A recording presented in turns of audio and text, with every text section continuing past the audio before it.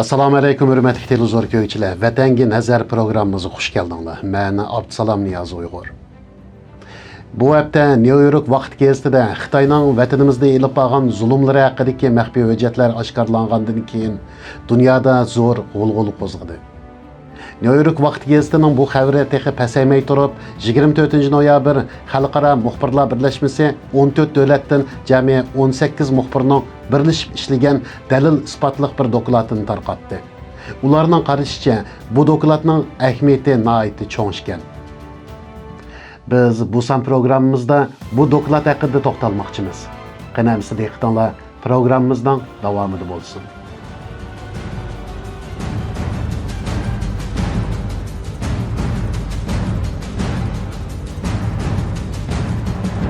Bu qitim oshkorlangan Xitoy hukumatining maxfiy buyrug'i bo'lgan bir gavda uchur supsi 2017 yili 6 oyning 16 kundagi uqtirishida munolar bildirilgan.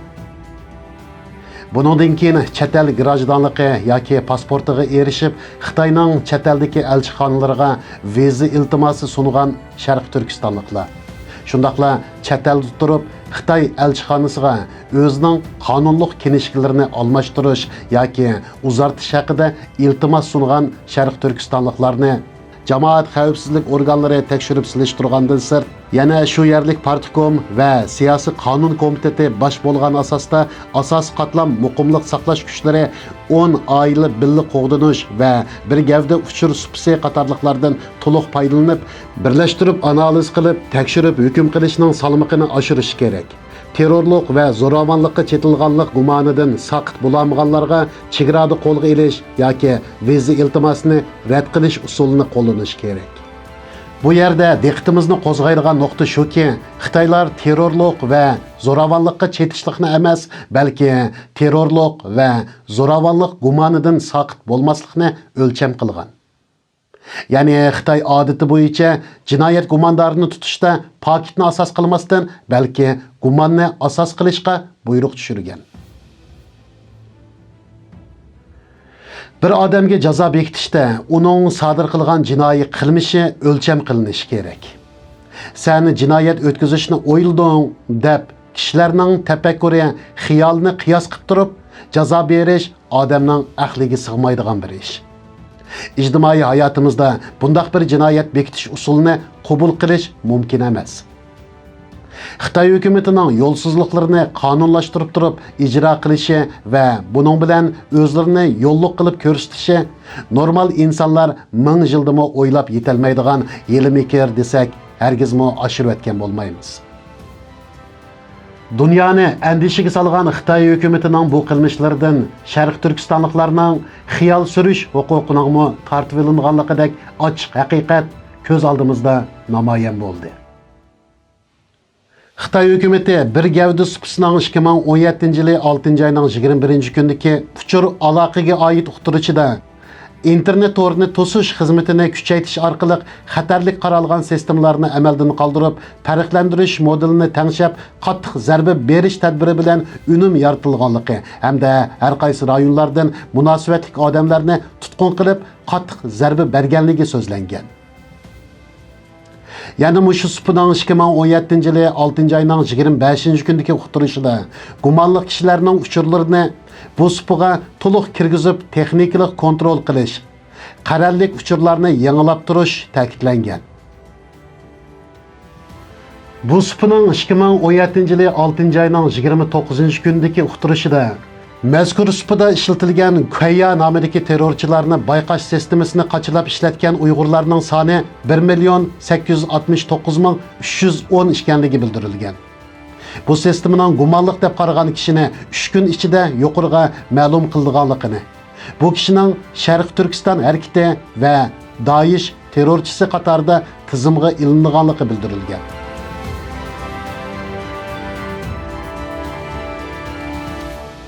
Uyg'urlarga majbur qachlatqizib, o'zini o'zi nazorat ostiga oldirgan bu sistemaning Uyg'urlarning barliq faoliyatlarini kontrol qila oladiganligi ma'lum. Xitoy hukumati chet el muxbirlarini Sharq Turkistonni ziyorat qilishga taklif qilib, saxta sahnalardagi artistlarga o'z jinoyatlarini bayon qildirganda, muxbirlar bu odamlarning bu xil ishlar bilan oilasiga qaytolmay bu yerda turishi kishilik huquq dafsanchiligi deb hayron qilishgan edi. Biz o odamlarning birdek men diniy oshqunlik bilan zuqumlangan, boshqalarni namoz o'qishga da'vat qilgan, aroq ichishdan to'sgan deganligini xabarlarda ko'rgan edik.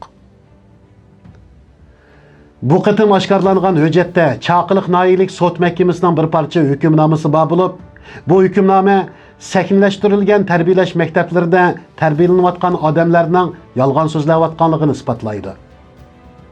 2017 yılı 8 ayının 8 günü Cemaat Xavfsizligi Davlat bexatarlik cho'ng atritining gumonliq deb bekitishi bilan qo'lga ilingan bir Uyg'ur er ustidan 2018 yılı 6 ayının 12 günü chiqarilgan bu hukmda javobgar taftish mahkamasi tarafidan mundaq ayblangan. Javobgar 2016 yılı 12 ayda Chaqiliq noyisidagi bir sheg'il zavodida ishlagan mezgilda xizmatdoshlariga set gap qilmanglar, seriq film ko'rmanglar, kupur bo'lib ketsizlar, dininglar bulg'undi, namoz o'qimay bundaq narsalarni ko'rsanglar 40 kungacha dilinglar poklanmaydi. Namoz o'qimay tamoq yesang kupur bo'lib ketsan, namoz o'qimasang do'zaxga kirasan, Xudo seni kechirmaydi. Namoz o'qimaydiganlarning hammasi kofir degan. Hamda namoz o'qimagan ayolning qo'lidan tamoq yeyish harom. Aroq ichgan, tamoq chekkan odamning etgan tamoqini yeyish harom. Bundaq tamoqni yeyisi bo'lmaydi deb diniy asabiy ideyani targ'ib qilgan. Javobgarning bu qilmishidan milliy o'chmanlik va milliy kamsitishga qudratlilik qilish jinoyati shakllandi deyilgan. Hamda xizmatdoshlarining guvohliklarini jinoyat bekitishning asosi qilgan. Endi sud mahkamasining bu odamning jinoyatini qandoq bekitganligi va uningga qandoq jinoiy jazo berganligiga qarab boqaylik. Uning yuqorqi ish harakatlarining xarakterini og'ir, jamiyatga keltirgan ijtimoiy xavfi cho'ng, qilmishidan milliy o'chmanlik, milliy kamsitishga qudratlilik qilish jinoyati shakllandi deb bekitib, Xitoy Jinoiy ishlar qonunining 249-moddasi, 58-moddasi, 55-moddasining belgilamasiga asosan muddatlik 10 yillik qamoq jazosi berib, qo'shimcha siyosiy huquqidan 5 yillik mahrum qilishga hukm qilingan. Agar Xitoy hukumati chet el muxbirlarining oldiga elib chiqqan odamlar rostdanla yuqorqi sabablar bilan ashu chiroyli maktablarda tarbiyalashni qabul qilayotgan bo'lsa, bu Uyg'ur erning o'xshash qilmishiga nima uchun 10 yillik qamoq jazosi berilib, siyosiy huquqidan 5 yil mahrum qilindi? Biz uning qilmishiga tatbiqlangan Xitoy Jinoiy ishlar qonunining yuqorqi moddalariga qarab boqaylik. Xitoy Jinoiy ishlar qonunining 249-moddasida milliy o'chmanlikka va milliy kamsitishga qudratlilik qilganlardan qilmishi og'ir bo'lganlar 3 yildan to'van muddatlik qamoq jazosi, tutib turib emgakka silish jazosi, rejim jazosi yoki siyosiy huquqidan mahrum qilish jazosi berildi. Qilmishi favqulodda og'ir bo'lganlarga 3 yildan yuqori 10 yildan to'van muddatlik qamoq jazosi berildi deyilgan. 58-moddasida qo'shimcha siyosiy huquqidan mahrum qilish jazosining muddati qamoq jazosi, tutib turib emgak silish jazosi ijro qilinib bo'lgan kundan yoki shartlik qo'yib berilgan kundan boshlab hisoblandi. Siyosiy huquqdan mahrum qilish asosiy jazo ijro qilinayotgan mezgilda kuchga ega bo'laverdi deyilgan. 55-moddasida siyosiy huquqdan mahrum qilish muddatining 1 yildan yuqori 5 yildan to'van bo'lganligi belgilangan. Qaraydigan bo'lsak, hukmnomada bu erning qilmishiga jazo o'lchiganda qilmishi favqulodda og'ir bo'lganlarga tatbiqlanadigan moddalar tatbiqlangan. Har qanday bir jinoyatchiga o'tkazgan jinoyatining paketiga, jinoyatining xarakteriga, ahvoliga va jamiyatga yetkazgan xavfining darajasiga asosan jazo berish o'lcham qilindi. Bu hukmdagi milliy o'chmanlik va milliy kamsitishga qudratlilik qilish jinoyati sodir qilguvchining jinoyat paketi javobgarning iqrori va guvohchilarning guvohligiga asosan bekitilgan bo'lsa-mu, bu jinoyatning jamiyatga keltirgan ziyonli oqibati hukmda tilga ilinmagan. Demakki, bu deloda jamiyatga keltirgan hech qanday ziyonli oqibat yo'q. Javobgarning qilmishidan mazkur jinoyat shakllanmaydi deyalaymiz. Bo'pti, hukmnomada bekitilgani bo'yicha shu jinoyatni shakllantirdimi deyli.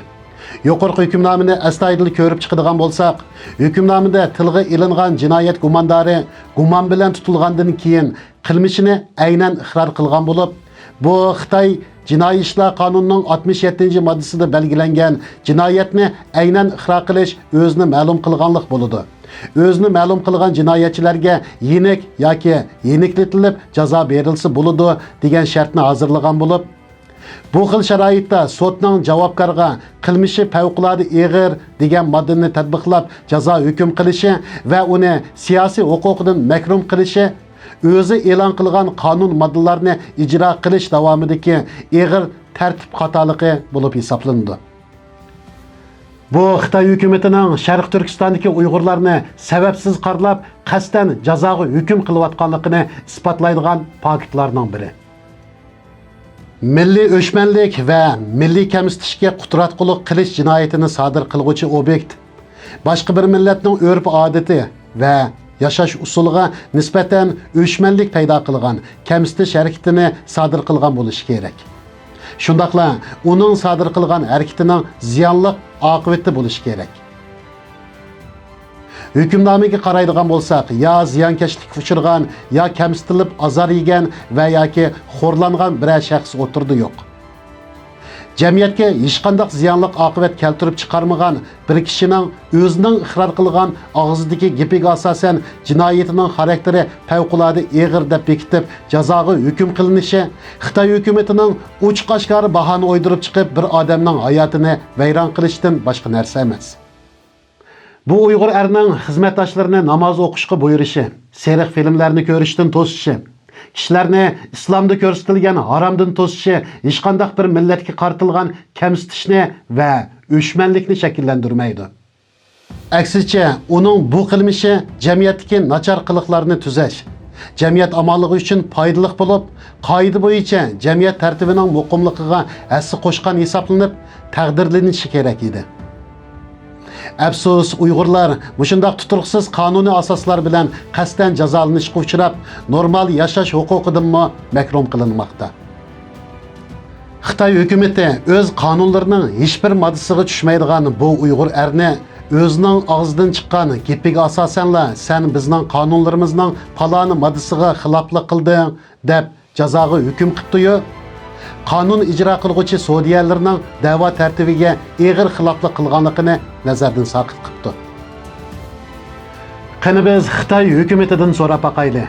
Xitoy Jinoiy ishlar qonunining 249-moddasida belgilangan milliy kamsitishga va milliy o'chmanlikka qudratqullik qilish jinoyatining obyekti va subyekti nima?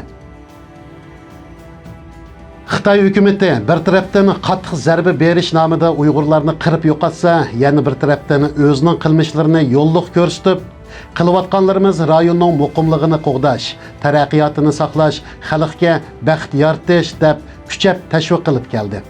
Sen tozligicha men toz devolay degandek o'zi qari chaplab, nahaq jazolab, orqasidan begunoh ziyonkashlik uchirg'uvchilar va ularning oil tavobatlarini o'ziga rahmat etishga majburlashi kishining texmi o'g'sini qayintidi.